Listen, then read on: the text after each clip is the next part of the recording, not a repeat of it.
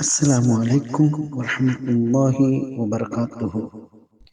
மதிப்புக்குரிய உறவுகளே, இந்த ரமலான் எங்களில் பல மாற்றங்களை கொண்டு வர வேண்டும் என்று நாங்கள் எதிர்பார்க்கின்றோம். அந்த மாற்றங்களை எங்களது உறவுகளை மேம்படுத்துகின்ற வகையில் அமைத்துக் கொள்ளலாம் என்று விரும்புகின்றோம்.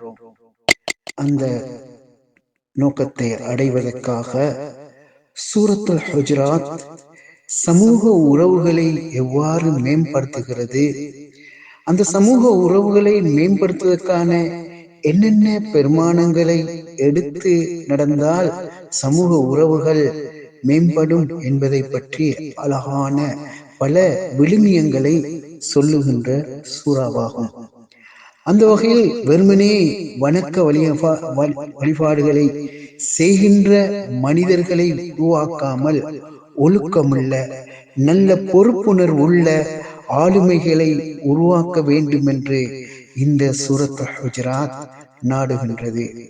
அந்த வகையில் அந்த சூரத்துல் ஹுஜராத் கற்றுத்தருகின்ற விழுமியங்களை பல வடிவங்களில் நாங்கள் நோக்கியிருக்கின்றோம்.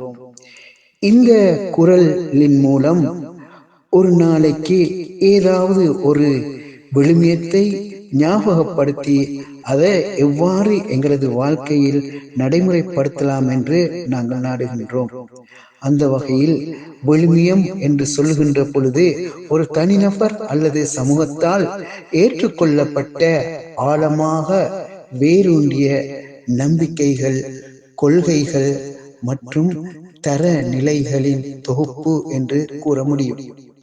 அவை நல்லது எது, சரியானது எது, முக்கியமானது மற்றும் விரும்பத்தக்கது என்பதை தீர்மானிக்கும் அளவுகோல்களாக செயல்பட்டு வருகிறது.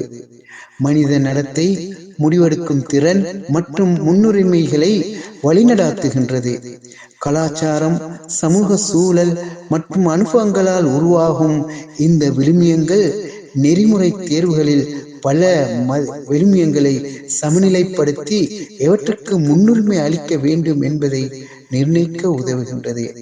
இம்மதிப்புகள் தார்மீக, சமூக, மத மற்றும் அழகியல் பரிமாணங்களை உள்ளடக்கி செயல்கள் மற்றும் நடத்தைகளின் மூலம் வெளிப்பட்டு குணநல வளர்ச்சி, சமூக ஒற்றுமை மற்றும் சமூக முன்னேற்றத்தில் முக்கிய பங்கு வகிக்கின்றது.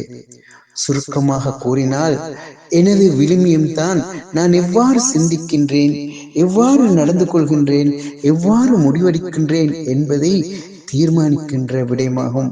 அந்த வகையில் ஒவ்வொரு நாளும் ஒரு விழுவை பற்றி நாங்கள் ஒரு விழுமியத்தை பற்றி அழகான முறையில் கற்று பயிற்றுவித்தே இந்த ரமலானில் எமது சமூக உறவுகளை மேம்படுத்த முயற்சி செய்வோம் என்று கேட்டு விடைபெறுகின்றேன்.